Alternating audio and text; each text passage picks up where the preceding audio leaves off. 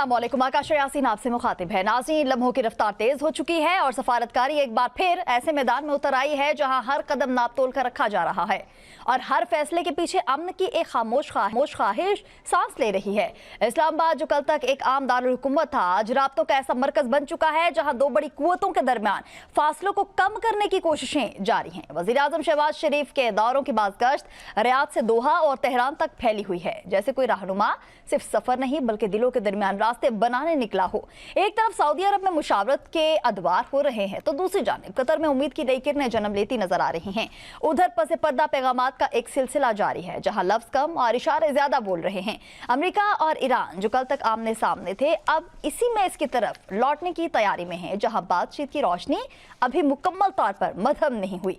Field marshal Syed Asim Munir की Tehran में मौजूदगी हो या सफारती राहदारियों में जारी तवील गुफ्तगू, ये सब उस दास्तान के अहम हिस्से हैं जिसका मकसद कशीदगी को कम करना है, मगर ये रास्ता आसान नहीं है। आबना हुर्मुज़ की लहरें में बेचैनी है और बयानात में सख्ती और खदशात अभी भी फजा में मौलिक है। दुनिया के बड़े दारुल हुकूमत अपनी अपनी हिकमत अमली के साथ सामने आ रहे हैं। कोई सबर की बात कर रहा है तो कोई ताकत की और कोई खुद को इस सूरत हाल से दूर रखे हुए है। मगर इस सब के दरमियान पाकिस्तान एक ऐसा किरदार बनकर उभरा है जो इख्तलाफात के बीच राब्ते की डोर को थामे हुए है। जी तो नाज़रीन, ये है हमारे टॉपिक्स और प्रोग्राम के दूसरे हिस्से में हम बात करेंगे वो शहर जो कभी रोशनियों के हार पहने जगमगाते थे, आज थकनज़दा चिरागों की तरह मध्यम पड़ते दिखाई देते हैं।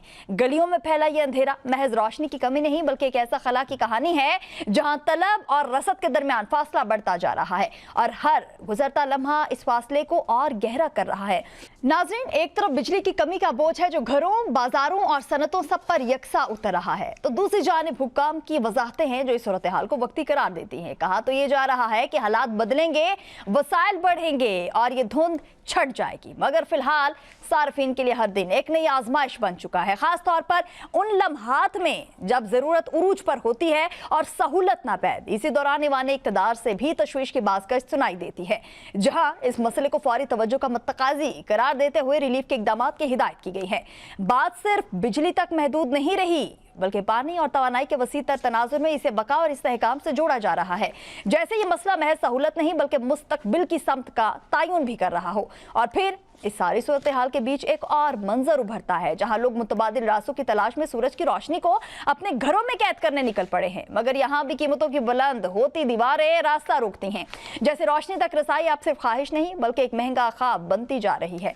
हमारे एक्सपर्ट्स भी हमारे साथ मौजूद हैं, सगीर चौधरी साहब, असगर चौधरी साहब और किरण खान इसके साथ हमें ज्वाइन करेंगी। सारा बानो, बहुत शुक्रिया आप सभी का हमें ज्वाइन करने के लिए। सगीर चौधरी साहब, इस वक्त प्रोग्राम का आगाज सर मैं आपसे करने जा रही हूँ। सर, हम देख रहे हैं कि हमारे प्राइम मिनिस्टर शहबाज शरीफ के जो दौरे हैं वो भी सर इस वक्त हमारे सामने हैं। उसके साथ साथ हमने देखा कि हमारे फील्ड मार्शल सैयद आसिम मुनीर कल ईरान पहुंचते हैं, तेहरान। और सर, इस वक्त हम इसराइल पे तो डेफिनेटली एक ऐसा ही एक दुश्मन है जिस पे किसी को कोई ट्रस्ट नहीं है और ना ट्रस्ट जो है वो किया जा सकता है। ऐसे में फील्ड मार्शल सैयद आसिम मुनीर जो है भाई हमें तो बहुत अजीज़ हैं, हमें तो बहुत ही प्यारे हैं, सो इस वजह से अगर वो वहाँ पे गए हैं डेफिनेटली सिक्योरिटी खदशात भी सर इस वक्त वहाँ पर मौजूद हैं। जो ईरान की सूरत हाल है उस पर पूरी दुनिया की इस वक्त नज़रें हैं। सो फील्ड मार्शल जो वहाँ पर गए हैं, क्या लेवरेजेस हो सकते हैं इस चीज़ के? बिस्मिल्लाहिर्रहमानिर्रहीम, शुक्रिया आकाशा। देखें, हमारे वज़ीर आज़म जो हैं वो एक तरफ जो है वो गल्फ़ स्टेट के दौरे पर हैं, तो दूसरी तरफ फील्ड मार्शल जो हैं वो कहाँ पे हैं? वो ईरान के दौरे पे हैं। वो ईरान जो यहाँ पर जो है वो आग के शोले बुलंद थे और दो कुव्वतें जो थी उनकी जानिब से उन पर इतने पैदर पे अटैक हो रहे थे कि ईरान का नाम सुनते ही जो है वो रूह कांप जाती थी। तो कल हमारे फील्ड मार्शल सैयद आसिम मुनीर वहाँ पर जिस तरह से उन्होंने अपनी एंट्री की है और जिस फ़ौजी लिबास में वो गए हैं, वो फ़ौजी लिबास जो है वो जंगी फ़ौजी लिबास है और वो जंग की हालत में पहना जाता है। और जो हमारे कमांडर हैं वो उन्होंने साबित किया बेसिकली और ये मैसेज भी दिया इज़राइल को और उन दुश्मन कुव्वतों को जो ये समझते थे कि शायद पाकिस्तान जो है दिफाई एतबार से इतना मजबूत नहीं है। उनको कहा गया कि हम जंग बंदी न सिर्फ करवाते हैं बल्कि जंग ज़दा इलाके में हम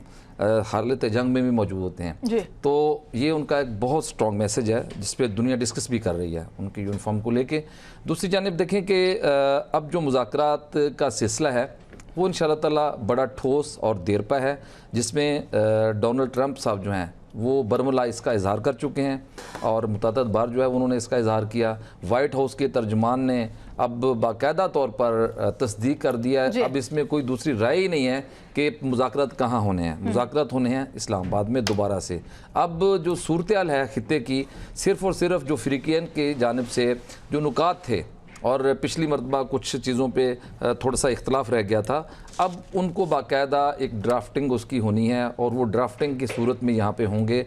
अब वो 21 घंटे वाला दौर शायद ना हो, बल्कि बहुत एक शार्ट सा दौर हो और बात जो है वो साइनिंग सेरेमनी पे आके ख़त्म हो जाए और मुमकिन तौर पर जो हमारे ज़राए कहते हैं कि डोनाल्ड ट्रंप भी आएंगे, मसूद पिज़कियान भी आ जाएंगे और जो दीगर उनके आला हुकाम में पहले भी वो तशरीफ़ लाए थे और पाकिस्तान ने उनको जो है वो बहुत अच्छी मेज़बानी का मौका दिया और वो तारीफ़ भी कर रहे थे, तो वो भी यहाँ पर आएंगे।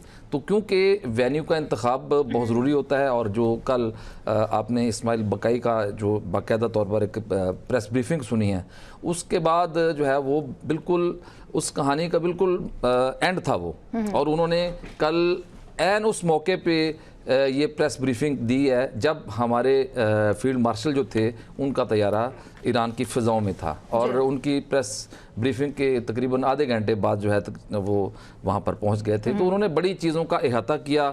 जहाँ पर होने वाली जो गुफ्तगू है 21 घंटे का तवील एक दौरानिए का जो एक सेशन चला, उसमें उन्होंने उनको इख्तिसार के साथ बयान किया कि हुआ क्या था और उन्होंने ईरान ने अपने क्या इसमें जो थे मुज़ाकरात में डिमांड्स रखी थी। तो अब सूरत हाल ये है कि डिमांड्स और जितनी भी चीज़ें हैं वो उसको तकरीबन आप कह सकते हैं कि 90% तक उस पर इत्तफाक अब मुकम्मल तौर पर हो चुका है और वो एक ड्राफ्ट की सूरत जो है वो उसकी हो चुकी है। अब सऊदी अरब से वापसी जो वज़ीर आज़म की जो गल्फ़ कंट्री से वापसी होगी और फील्ड मार्शल साहब की वापसी होगी, तो उसके बाद किसी भी दिन हम ये खबर सुनेंगे कि जो मेहमान हैं वो आ रहे हैं और इस्लामाबाद में एक बहुत बड़ा मुआहदा जो है वो होने जा रहा है इंशाअल्लाह ताला, और वो देर पामन के लिए होगा। जी बिल्कुल, बहुत शुक्रिया सगीर चौधरी साहब, आपका पॉइंट आ चुका है। असगर चौधरी साहब, हम देख रहे हैं कि हर किस्म का जो रिस्क है वो हमने लिया है। इस्लामाबाद में सबसे पहले हम लोगों ने बिठाया जिस पर पूरी दुनिया बात करते हैं और पूरी दुनिया इस चीज़ को मानने से भी इनकारी थी। तो वो चीज़ें पाकिस्तान ने कर दिखाई हैं जिस पर कोई यकीन नहीं कर रहा था। फिर हमने अपने फील्ड मार्शल सईद आसिम मुनीर साहब को भी वहाँ पर भेजा। उसके साथ हम देख रहे हैं कि जो हमारे प्राइम मिनिस्टर हैं वो भी जो मुख्तलिफ ममालिक के दौरे जो है वो इस वक्त कर रहे हैं और वतन वापस आने के बाद हम देखेंगे कि मुज़ाकरात जो है वो आगे बढ़ेंगे। उसके साथ हम देख रहे हैं कि वाइट हाउस की जो तर्जुमान है वो ये कह रही हैं कि पाकिस्तान ही वाहिद सालिस है। हालांकि कई ममालिक की जानिब से सालसी की पेशकश की गई थी, लेकिन उनकी जानिब से मतलब डोनाल्ड ट्रंप साहब की जानिब से भी पाकिस्तान को एक बेहतर सालिस के तौर पे देखा जा रहा है और पाकिस्तान के हवाले से बात हो रही है। क्या कहेंगे? जी बहुत शुक्रिया आकाशा। बसा औकात मैं आंखें बंद करता हूँ ना तो मुझे अप्रैल 2025 याद आ जाता है। क्यों? और फिर मुझे ये लगता है कि अप्रैल 2025 से जो 26 तक अप्रैल है, हम कोई ख्वाब देख रहे हैं। अच्छा, कि अप्रैल 2025 की ये हालत थी जब इवन के जब जंग हमारी इंडिया से शुरू हुई जो 6 मई को, तो यही प्रेसिडेंट ट्रंप साहब थे, कह रहे थे इनको लड़ने दे, 1500 सालों से लड़ रहे हैं। उन्हें एग्जैक्ट तारीख का भी इल्म नहीं था कि कितने अरसे से इनके दरमियान जंग है। और आज देखें अमेरिका तो अमेरिका, दुनिया की आंखों का तारा मेरा प्यारा पाकिस्तान बना हुआ है और जो अल्लाह ताला ने ये मुकाम पाकिस्तान को दिया है, हम इंतहाई शुक्र अदा करते हैं अपने रब्बे करीम का।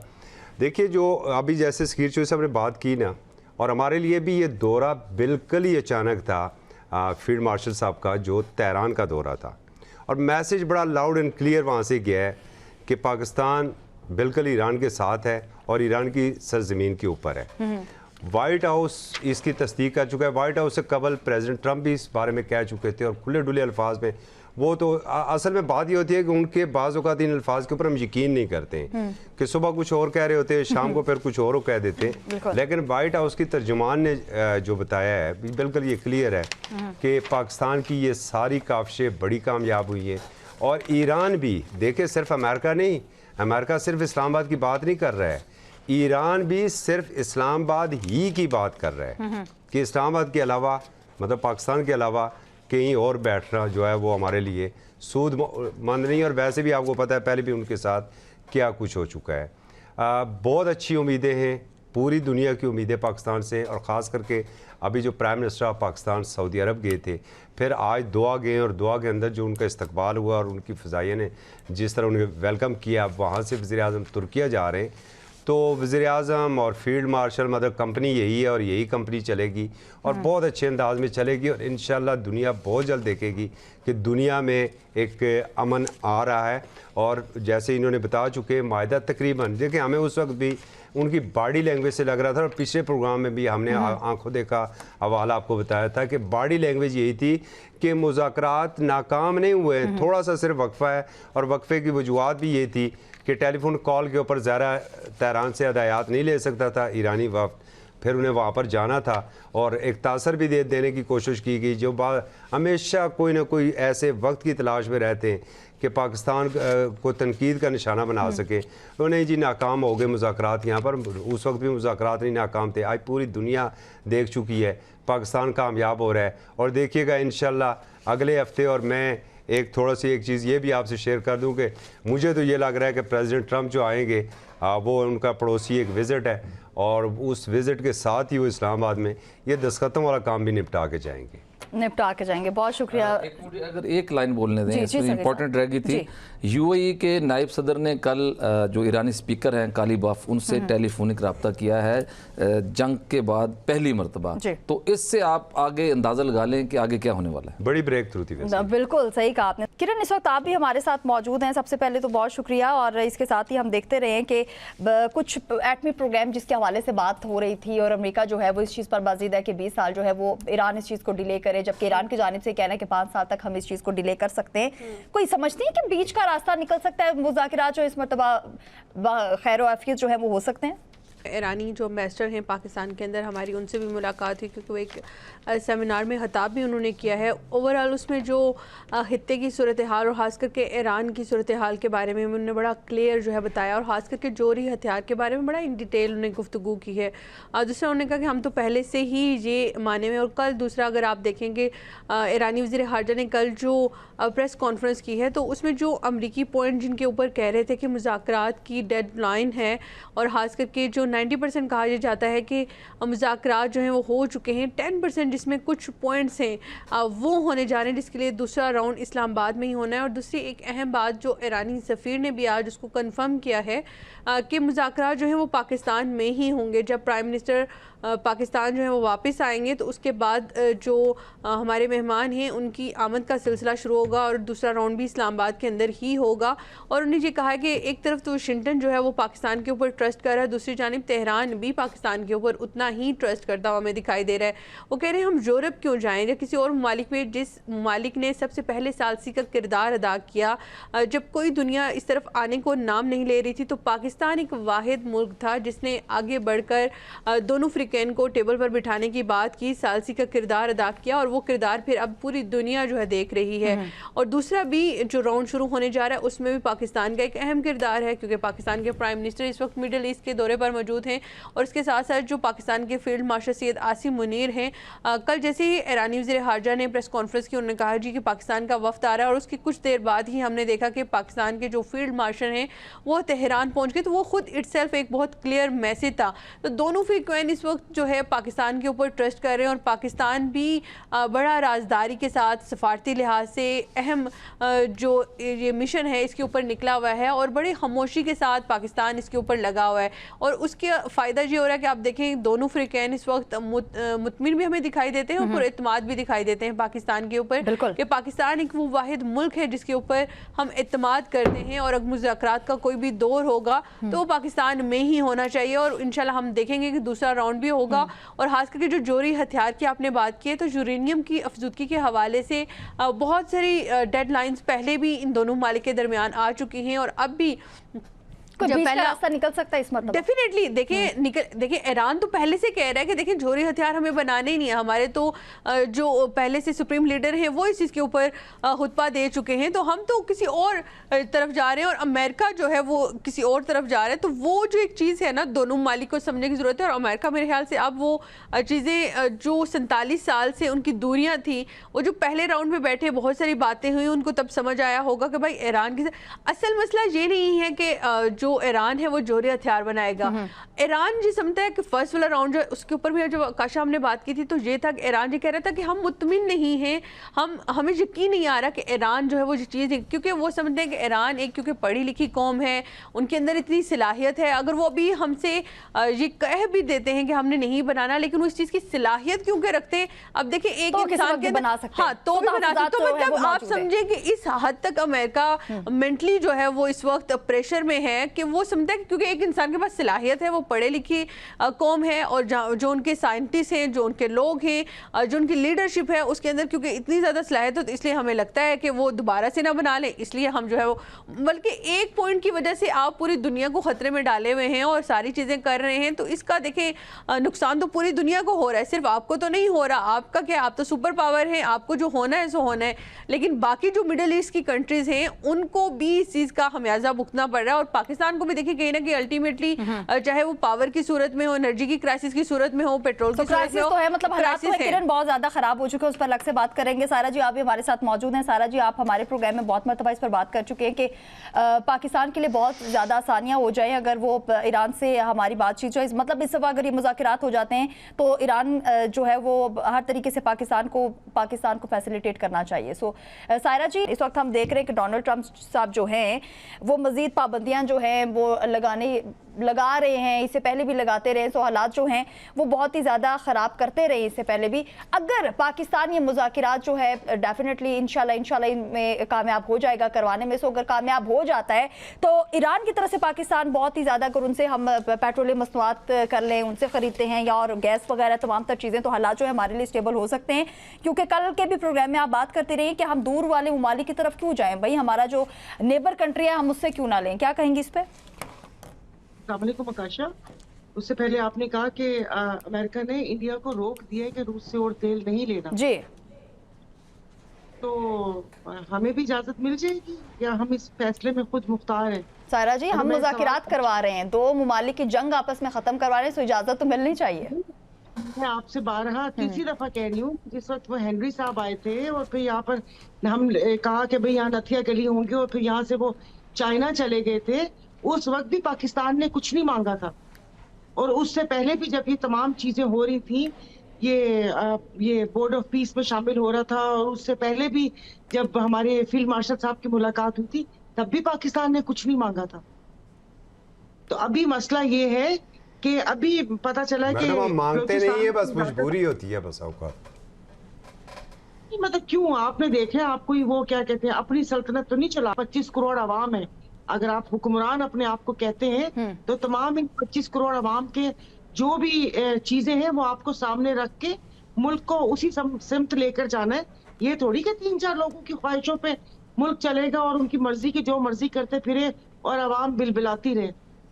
अभी पता सुना है मैंने कि बलूचिस्तान में ईरानी जो पेट्रोल और डीजल है उसको इस्तेमाल की ऑफिशियल इजाजत मिल गई है, 150 रुपए लीटर मिल रहा है। बिल्कुल ऐसा है 150। तो फिर बाकी फिर हमने क्या कसूर किया है? हम क्यों उन मीडिया डब्बों की स्मगलिंग वाला तेल इन पैसों में खरीदें? ये तो अभी हालात ऐसे हो गए, वरना हमारे पूरे सिंध में, मेरे अपने इलाके में सिर्फ एक पंप का था कि यहाँ से ये जेन्युइन पेट्रोल मिलता है, बाकी सब में पूरा ईरानी वो। तो वो हमें वैसे क्यों नहीं मिल सकता? क्यों आवाम पर ये इतना बोझ डालना चाहते हैं? थोड़ा सुख की सांस हमें भी लेने दे दें।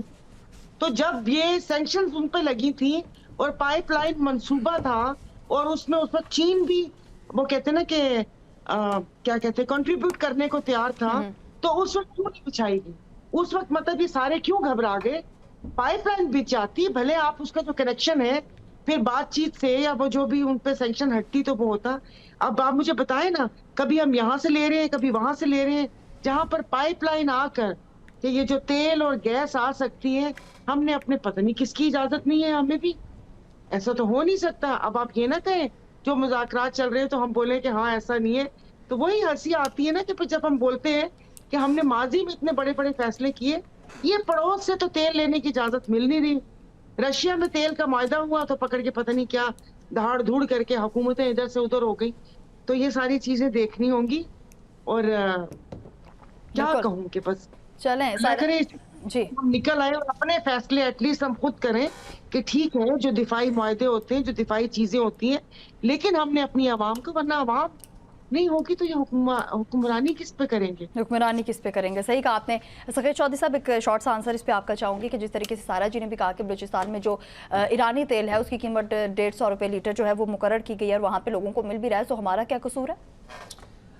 देखिए, हमारा ये कसूर है कि हम अमेरिकी पाबंदियों के शिकार हैं और इस तरीके से वो पूरे पाकिस्तान में हमारा ही सूबा है, पाकिस्तान का ही सूबा है। बिल्कुल, वो उसका नेबर है। वहाँ पे जिस तरह पेट्रोल बिक रहा है वो तो शुरू से आयशा बिक रहा है। वो तो जिस तरह से वहाँ पे आता है, आपने फुटेजेस देखी होंगी हज़ारों की तादाद में कि लोग वहाँ से किस तरीके से पेट्रोल लेके आ रहे हैं। वो तो मेरा ख्याल है कि पाकिस्तान में जो कॉस्ट पड़ती है उसकी 8 रुपए लीटर पड़ती है ईरानी पेट्रोल की और इस तरह डीजल की। तो वो वैसे अनऑफिशियली तो पूरे पाकिस्तान में ही सप्लाई होता है, पंजाब के तमाम कोनों में वो पेट्रोल अभी भी जा रहा है। हाँ, अलबत्ता जो अब एक मखसूस एरिया में उसकी जो एक कीमत मुकर्रर हुई है, तो भाई ज़रूरत तो पूरे पाकिस्तान को है। पाकिस्तान में मेरा ख्याल है कि ये पेट्रोल का क्राइसिस वैसे ही ख़त्म हो जाएगा, लेकिन हम करना नहीं चाहते। सीधी सी बात है, हम करना ही नहीं चाहते। मतलब वो भी अवाम है, हम भी अवाम है, एक तरफ अवाम को फायदा दिया जाता है, दूसरी तरफ अवाम को लूटा जाता है। हम हमेशा वारदात करते हैं और बड़ी बारीक वारदात करते हैं अवाम के साथ। ये हमारा शुरू से वतीरा रहा है और हम इससे बाज नहीं आते। अवाम को हमेशा हम वारदात के जरिए जो है वो नीचे दिखाने की कोशिश सारा आपको स्मगलिंग वाला दे दे तो टैक्स कहाँ से जमा करें फिर? चलें टैक्स है जी। सारा पहले बड़ा टैक्स आ रहा है, हमसे जमा करना है जी। सारा जी नहीं, उससे पहले उन्होंने कहा कि लोग लेकर आते हैं, तो मैं हैरान परेशान। लोग कौन? मेरा बेचारा ये क्या असलम फॉर्चून वाला या अशरफ बर्फ वाला वो लेकर आता है? वहाँ चिड़िया पर नहीं मार सकती आप और मैं। कोई तेल की बोतल है जो ऐसे करके पॉकेट में लेकर आ जाएंगे? आपने देखा होगा हजारों गाड़ियां, हजारों नीले ड्रम, और वो किसकी सरपरस्ती में आता है, ये फिर एक दूसरी कहानी है। और दूसरे ने कहा कि स्मगलिंग का आजकल मुनासिब नहीं है जी। आजकल सिर्फ अमन अमन की बात करें, प्यार प्यार की बात करें, वतन वतन की बात एक तरफ प्यार प्यार की बातें करें, दूसरी तरफ अवाम का बुरा हाल कर दे, और वो चीजें हो रही हैं इस वक्त। सारा जी कितनी हो रही है आपकी तरफ से? कि मेरे बेटे का नाम अमन है। मैडम, सारा को तो इसका फायदा हो रहा है, ये तो इनको सस्ता पेट्रोल मिल रहा है। मुझे कहाँ से सस्ता पेट्रोल मिल रहा है? मतलब ना मेरे कोई वो क्या कहते हैं, कोई मिनिस्ट्री में इतना सस्ता आ रहा है, गाड़ियां भर भर के आ रही हैं। हमें तो जब मिला था हमने वो फ्यूल कार्ड भी वापस कर दिया था, क्योंकि शर्म आ रही थी मुझे 360 लीटर लेते हुए। सिर्फ लॉजिस से एयरपोर्ट जाते हुए मैंने उस तेल का क्या करना था। चले, बिल्कुल सही कहा सायरा जी आपने। और ठीक 15 दिन पहले कुछ इस तरह की खबरें जो है मैं अपने व्यूवर्स के साथ शेयर कर रही थी, इस पे बात कर रही थी कि पाकिस्तान बिजली पैदावार में खुद कफील हो चुका है। अब पाकिस्तान जो है वो तरक्की की मनाजिल जो है वो तय करेगा। उसके बाद ये कहा था कि ज़रूरत से कई ज़्यादा बिजली के दावे जो थे वो किए जा रहे थे ठीक 15 दिन पहले। उसके बाद सारी दुनिया की नज़रें पाकिस्तान पे, और पाकिस्तान की बिजली जो है वो इस वक्त बंद है, क्योंकि बहुत से प्रोग्राम्स अगर आप उठा के देख लेते हैं, हमारा भी 2 दिन पहले जो प्रोग्राम होता है, किरण थी उसमें हमारे साथ, और हमने देखा लाइट चली गई। सो लाइट क्यों जा रही है? बिजली की कीमत जो है वो इतनी बढ़ाने की बातें हो रही हैं। सो साथ ये भी कहा जा रहा है कि बिजली की कीमतें नहीं बढ़ेंगी, बल्कि लोड शेडिंग करके तो आवाम को रिलीफ दिया जाएगा। इस पर बात होगी। यहाँ पर वक्त तो एक शॉर्ट ब्रेक का, हमारे साथ रहिए।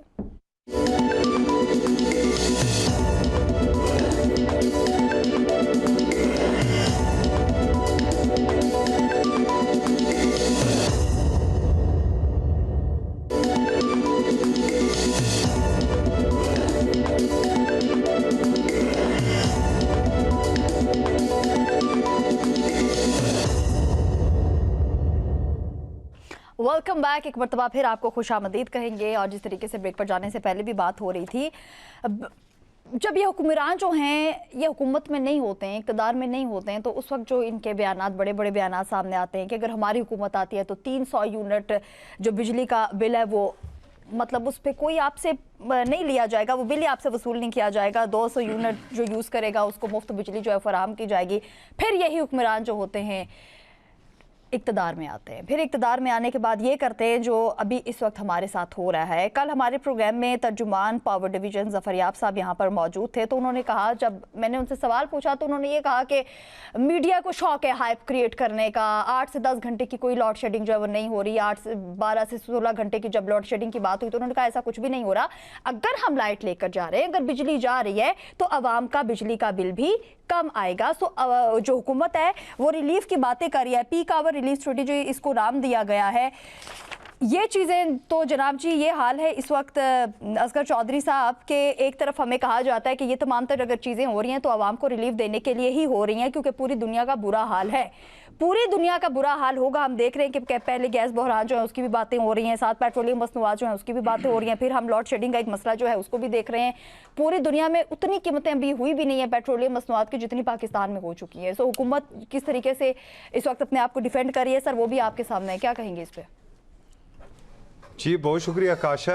यहाँ पर तो हालत यह है कि वो बिजलियाँ तो हमारे ऊपर ही कड़क रही हैं और गिर भी रही हैं बिलों की सूरत में।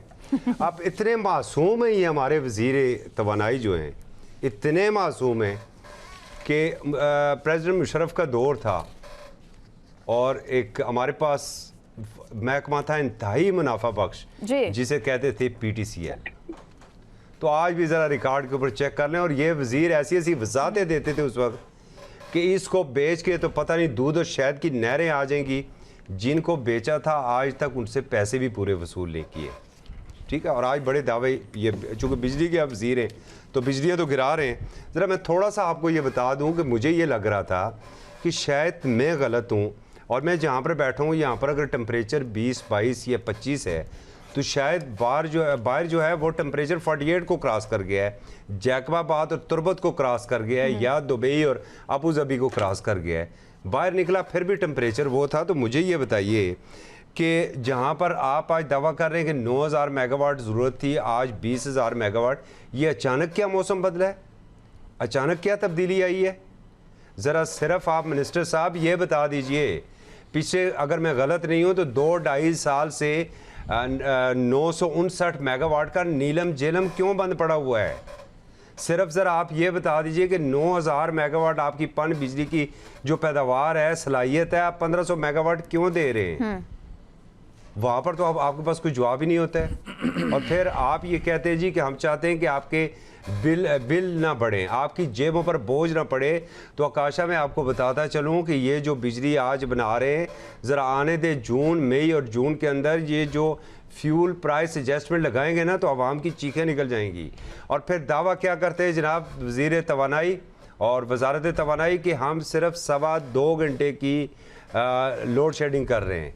ज़रा चेक कीजिएगा, पूरे पाकिस्तान को छोड़िए, इस्लामाबाद के अंदर भी 8 से 10 घंटे लोड शेडिंग हो रही है, रावलपिंडी के अंदर 12 से 14 घंटे लोड शेडिंग हो रही है। और ये कहते हैं कि 5 बजे से रात 1 बजे तक जो बिजली की लोड शेडिंग होगी वो सिर्फ 2.25 घंटे होगी, लेकिन 5 से 7 घंटे की लोड शेडिंग सर इस वक्त हो रही है। जी बिल्कुल, कल का तो मैं खुद गवाह हूँ। मैं इस्लामाबाद की बात कर रहा हूँ, मैं इंटीरियर सिंध की बात नहीं कर रहा हूँ, मैं कराची के गली महलों की बात नहीं कर रहा हूँ, मैं पेस्को की बात नहीं कर रहा हूँ जहाँ पर 18-18 घंटे की ये लोड शेडिंग, मैं मैपको की भी बात नहीं कर रहा हूँ जहाँ पर ये 22 घंटे तक की लोड शेडिंग करते हैं। और फिर हमें ये वजाहतें क्या देते, वो जी फर्नेस के ऊपर जो है वो हम कुछ बना रहे हैं, जो LNG नहीं आ रही है, माना LNG की जो आपकी सलाहियत है 6000 मेगावाट है, आप उसमें से 500 मेगावाट सिर्फ बिजली बना रहे हैं। बिल्कुल हम तस्लीम करते हो। जो आपने पहले बात की थी ना, हकीकी मानों में यही बात है कि बिजली के पैदावार में हम खुद कफील हो चुके हैं। अच्छा, आप दिन में क्यों नहीं प्रॉब्लम आ रही है कि जो लोग थे उन्होंने बड़ी मुश्किल से अपने कोई घरेलू चीज़ बेच के, किसी ने कोई जेवर बेचा, गाड़ी बेची, बच्चों को गर्मी से बचाने के लिए सोलर लगाए, आपने नेट मीटरिंग की, हर तीसरे महीने ये इनकी नई पॉलिसी आई होती है। बिल्कुल ठीक है। अब लोग ज़्यादा से ज़्यादा बिजली खुद पैदा कर रहे हैं, खुद इस्तेमाल कर रहे हैं, इसलिए कहते हैं जी हमारे पास बिजली सरप्लस हो जाती है। और जब बिजली सरप्लस हो जाती है वो फिर जब इधर ये सूरत हाल बनती है तो ये लोड शेडिंग कर देते हैं। कोई एक बात मुझे बता दें कि आप कर क्या रहे हैं? ऐलान, जंग शुरू नहीं हुई, पहला गोला फायर हुआ, आपने एकदम पेट्रोलियम मसनूआत की कीमतों में इजाफा कर दिया, बाद में उठा के आपने एक छक्का मारने की कोशिश की, स्टेडियम के मारगला की पहाड़ियों के बाहर आपने गेंद फेंक दी। जब आप लान तन शुरू हुई आपके ऊपर तो रात को आपने आके ऐलान कर दिया नहीं 80 रुपये हम कम कर रहे हैं। अभी आपने कितना किया? 13 रुपये कम किया है पेट्रोल। और जो बिजली की 10-10 घंटे लोड शेडिंग हो रही है, आपके घर में तो डीजल के जनरेटर है ना, वो डीजल के जनरेटर का डीजल कहाँ से आ रहा है? वो क्या आप अपनी जेब से खर्च कर रहे हैं या वो भी कौमी खजाने से आ रहा है? चले सर, इस पे आपका पॉइंट आ चुका है। सायरा जी, मुल्क में जो बिजली की पैदावार है मुस्तहकम है, ये तर्जुमान पावर डिवीजन साहब जो है वो हमें बता रहे हैं। और उसके साथ साथ इस वक्त हम देख रहे हैं कि लॉड शेडिंग के जो फवायद हैं उस हवाले से आवाम को बताया जाता है। डिफरेंट टीवी चैनल्स पे जब हम देखते हैं इन ये जो तर्जुमान पावर डिवीजन हो गए, इस तरह हुकूमती वज़रा हो गए, जब वो इस हवाले से बात करते हैं तो उनकी जानिब से फ़ायदे बताए जाते हैं कि इसके बहुत सारे फ़ायदे हैं, सो आप लोगों ने परेशान नहीं होना। क्या कहेंगी काशा, जब आप अभी बात कर रही थी हुकूमती गुजरा की, फिर हुकूमतों की बात कर रही थी, एक नंबर के सर्टिफाइड झूठे दोगले मक्कार किस्म के लोग हैं जिनको आवाम से कोई लगाव नहीं, अपने इक्तदार से। जब एक हुकूमत में होते हैं तो वो उनको तमाम चीजें बड़ी, वो कहते हैं ना कि हरी हरी नजर आती हैं और हमें फायदे बताते हैं, लेकिन जैसे ही कोई भी अपोजिशन में बैठा है उसको तमाम बुराइयां सामने नजर आती हैं कि कहाँ कहाँ बुराइयां। एक नंबर की ये क्या किरदार के किरदार आप इनको कहती हैं। मैं जो एक जुबान होती है, जो इंसान अपने वर्ड्स पे रहते हैं, उस हिसाब से किरदार की बात कर रही हैं। आप इनकी बातें कर रही हैं। अभी 2 वजीर हैं, मुझे उन 2 वजीरों का काम समझ नहीं आता। एक हमारे वजीर खजाना और एक ये लगारी साहब जी, उनका कोई काम नहीं है। वो कहते हैं ना कि जो IMF उनको, अरे मतलब IMF को लाके बिठा देना, फिर वो खुद ही हमें बताएंगे कि कहाँ कहाँ से टैक्स लगना है, क्या कहाँ हमारी सांस रोकनी है। ओहदे लेकर बैठे हुए, वो कहते हैं कि अपनी चेहरे लाकर हमें दिखाते हैं और हुक्म आप उनका मानते हैं। अब ये जो वकील साहब हैं, ये अपनी इनकी क्या एक्सपर्टीज है? ये मुझे अपनी एक्सपर्टीज, आप अपनी CV दिखाएं हमें कि मेरी इस पावर सेक्टर में ये एक्सपर्टी है जी। मुझे टाइम दीजिएगा। वीरों को एक्सपर्टी में थोड़ा लिया जाता है, एक्सपर्टी तो नोट होता है। मैं असेंबली में जब मैं पावर कमेटी में थी तो उसे क्या कहते हैं, जब IPPs पे बात होती है, IPPs बड़ा वो कहते हैं ना कि हमारे दिलों में खुबा हुआ खंजर है, तो जब इस पे बात की तो उन्होंने एक साथ बैठे थे, उन्होंने कहा पिछली गवर्नमेंट में, सामने उमर अयूब बैठे हुए थे, वो वजाहत देते थे। मैं क्योंकि वो दुनिया के वाहिद शख्स है, मुझे उनका एक लफ्ज समझ नहीं आता था, वो बोलते रहते थे, मेरे को ऊपर से गुजर जाता था। और ये मैंने दूसरों को भी एक्सपीरियंस करवाया। मैंने कहा समझो और बताओ मुझे, पता नहीं क्या बोलते रहते थे। उसके बाद पता चला पिछली गवर्नमेंट ने, साथ ही किसी ने मुझे बोला पिछली गवर्नमेंट में भी यही थे। पता चला उससे पिछली गवर्नमेंट में भी यही थे उमर अयूब साहब। वो तो जाहिर है ना, पता नहीं काफ से नून से होते होते फिर इनकलाब उनको आया और फिर उसके बाद वो PTI में आए।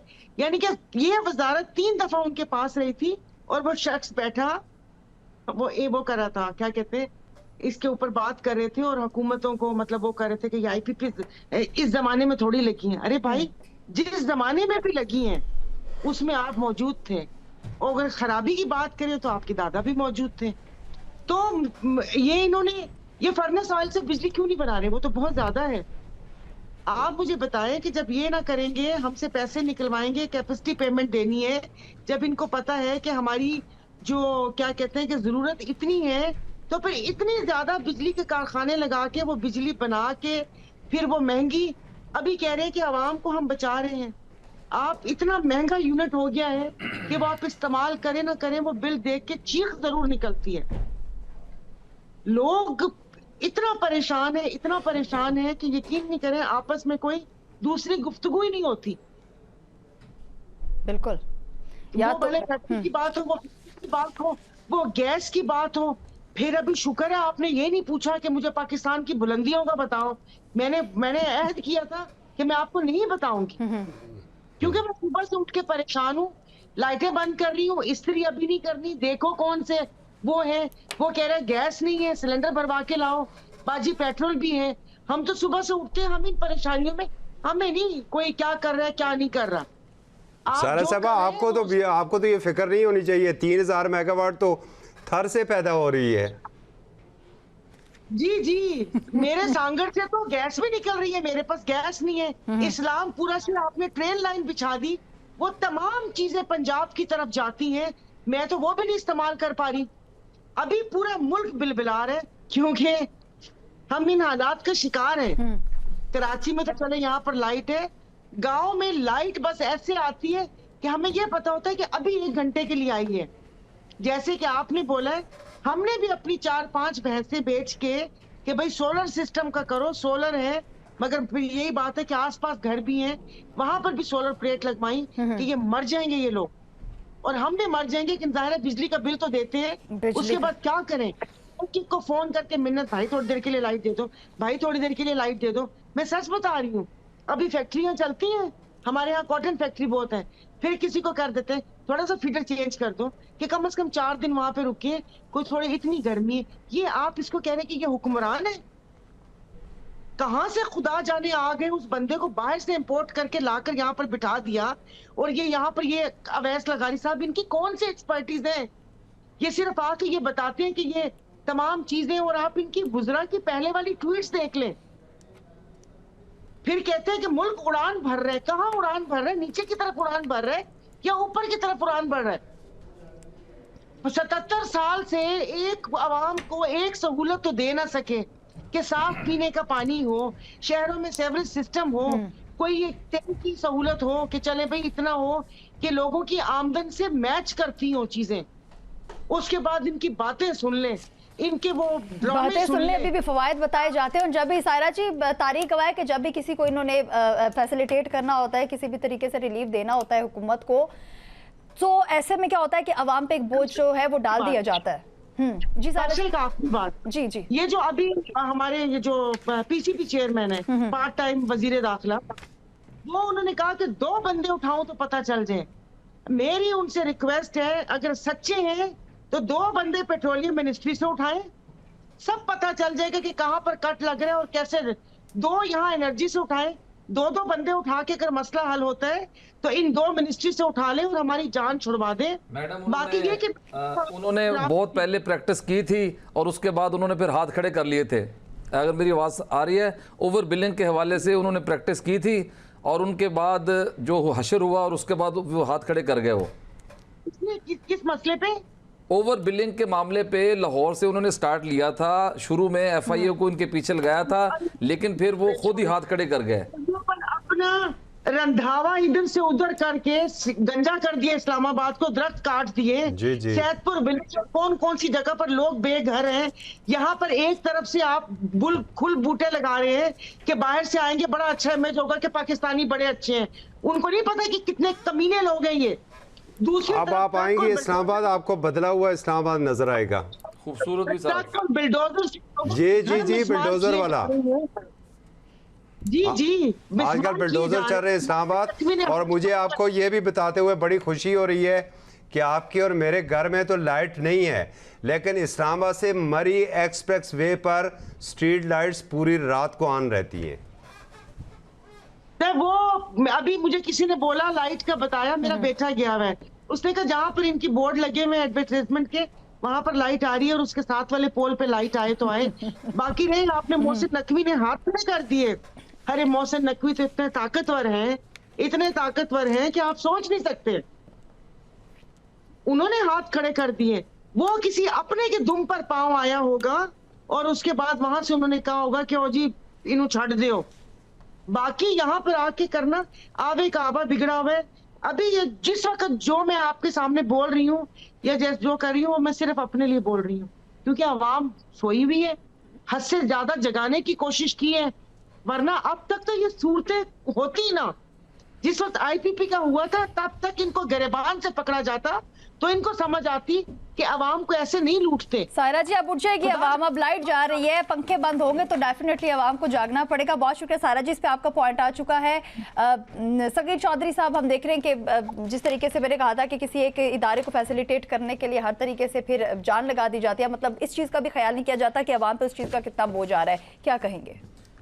देखें, बिजली की बात जो है वो बहुत हो चुकी है और वज़ीर साहब ने भी माफ़ी मांग ली है, तो मेरा ख्याल है कि हमें उनको माफ़ कर देना चाहिए। माफ़ी से बिजली आ जाएगी। और अगर आप कहती हैं तो फिर हमें उनको माफ़ कर देना चाहिए, लेकिन वो माफ़ी के काबिल नहीं है। देखें, ये जो बिजली की वारदात है ये कब डली थी? ये तो 1990, 92 और 94 से डली थी ना, जब पहला मुआहदा हुआ था IPPs का। ठीक है, और IPPs का मुआहदा करने वाले कौन थे, क्यों मुआहदा हुआ था, ये सब रिकॉर्ड की चीज़ें हैं। फिर 2000 में हुआ, फिर 2015 में मुआहदा हुआ और हमने चाइना से कर्जा लिया। अभी भी हम 2000 अरब जो है वो सालाना IPPs को देते हैं, ये सारे बीमार यूनिट हैं। ये IPPs जो हैं तकरीबन कुछ 100 के करीब IPPs हैं इस वक्त भी। उनको हम पैसे तो दे रहे हैं, क्या वो पैदावार यूनिट जो है वो हमें दे रहे हैं? क्यों नहीं दे रहे? ये कोई इस मुल्क में पूछने वाला है? मुझे बताएं कि ये जो टैक्स पेयर का पैसा है जिस और हम कर्जे ले लेके उनके वो पेट भर रहे हैं, ये किसी को एहसास है कि हम ऐसा क्यों कर रहे हैं? कोई इनसे पूछने वाला है? कोई अदालत है जो इनसे पूछे? कोई इनको कटहरे में लेके आए कि आप आवाम के पैसे को इस तरीके से बेदरेग उसका इस्तेमाल क्यों कर रहे हैं? क्यों IPPs को आप बंद नहीं कर रहे जब आपको वो प्रोटेक्शन नहीं दे रहे? अब दूसरी बात ये है कि आप जो अल्टरनेट रिसोर्सेज हैं उनको आपने तबाह कर दिया। 32,000 मेगावाट के जो सोलर पैनल हैं वो आपने एक्सपोर्ट किए, लेकिन नेट, हाँ जी, और आपने क्या किया?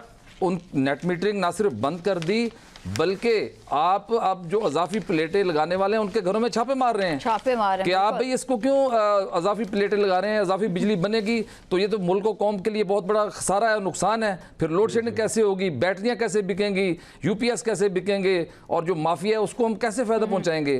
तो ये तो आवाम का बुरा हशर कर दिया। आप पिछले साल का डाटा उठा के देखें, बिजली के बिल पे जितने बिल बिजली के आए थे, कितने लोगों ने खुदकुशियाँ की हैं, लोगों ने कितने जेवरात अपने बेच के ये बिल अदा किए और कितनी मुश्किल हालात में लोग रहे। 50 रुपये तो अब भी हम यूनिट फी यूनिट जो है वो तमाम टैक्सेस मिला के, आपको भी नहीं पता होगा और मुझे भी नहीं पता, अभी तक समझ नहीं आ रही कि वो कौन कौन से टैक्स हैं जो हम दे रहे हैं और क्यों दे रहे हैं। ये इनको कोई पूछेगा?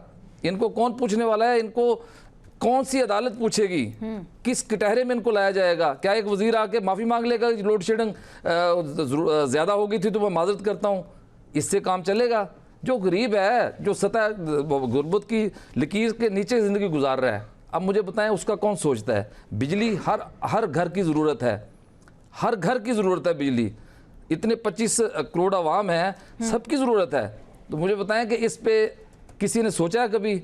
ये इतनी बड़ी वारदात हम डालते हैं हमेशा और फिर वज़ीर-ए-आज़म साहब की जानब से पता चलता है कि नोटिस ले लिया गया।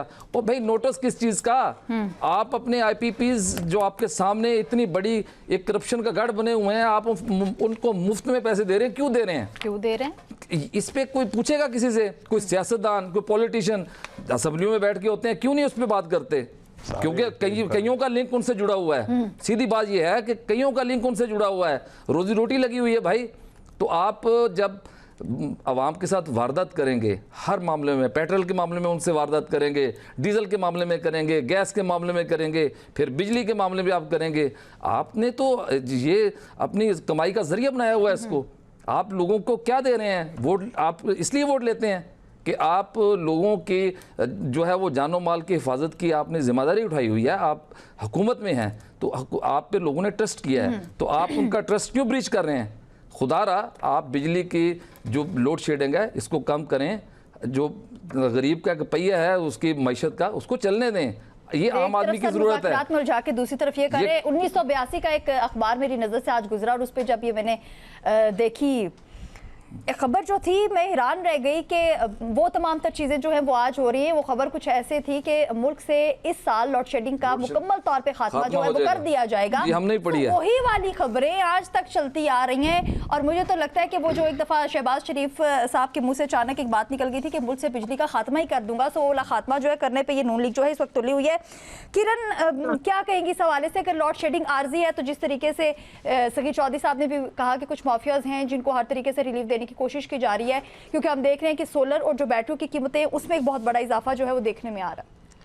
काशा, आरजी और माफिया की जो बात की है वो बिल्कुल दुरुस्त बात की है। आरजी देखिए कैसे हो सकता है, अभी तो अप्रैल का महीना है, अभी तो गर्मियां स्टार्ट भी नहीं हुई, ठीक है, और उसके बाद हम देख रहे हैं कि इतनी ज़्यादा लोड शेडिंग हो रही है। अभी तो जून जुलाई और अगस्त के महीने मेन वो वाले जिसमें एनर्जी सबसे ज़्यादा आपकी यूज़ होती है वो तो पड़े हुए हैं। और जो टैक्स की आप लोग बात कर रहे हैं, देखिए सोलर के ऊपर मेरे ख्याल से फ़ी वो जो यूनिट के हिसाब से बिक रहा था 2 लाख से ज़ायद का इजाफा उस पर हो चुका है। सोलर पैनल, फिर बैटरीज की बात करें तो गरीब, अच्छा वो चीज़ें भी सिर्फ सिर्फ अमीर आदमी ही बर्दाश्त कर सकता है। एक मिडल मैन जो है, जो गरीब आदमी है, जो 2 वक्त की रोटी मुश्किल से कमाता है, वो सोलर कहाँ से लगाएगा और वो बैटरीज कहाँ से लगाएगा?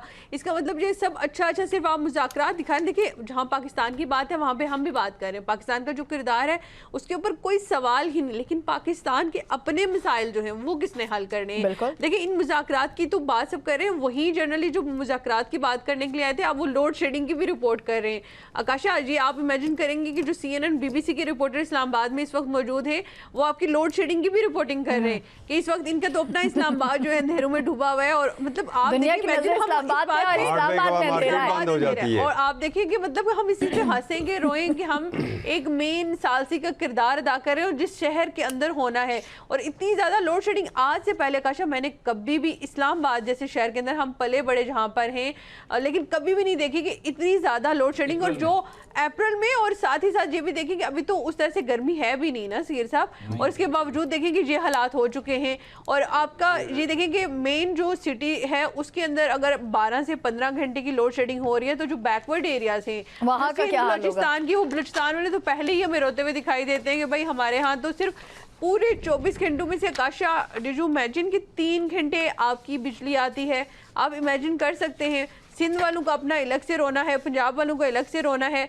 इस्लामाबाद में ये हालात हो गए तो आप सोचने पर मजबूर हो जाएंगे कि आगे क्या हालात होने वाले हैं। तो मेरे ख्याल से कोई पूछने वाला नहीं है, कोई सवाल देने वाला, जो जवाब है उसका देने का नहीं तैयार। और सबसे ज़्यादा जो हमारे आके बस वजीर साहब हैं, उनकी तो बातें होती हैं, उनको रियलिटी भी नहीं पता होती कि भाई हम बात क्या कर रहे हैं। कम बिजली होगी तो कम बिल आएगा, ज़्यादा बिजली आएगी तो ज़्यादा बिल आएगा। उल्टा आप जो आवाम के जख्म है उसके ऊपर नमक छिड़ने का किरदार अदा कर रहे होते हैं जब इस तरह की स्टेटमेंट आपके एक। और ये काम किरण, ये काम बखूबी ये लोग कर सकते हैं। बहुत शुक्रिया किरण, आप भी हमारे साथ मौजूद। सर प्रोग्राम का वक्त खत्म हो गया जी।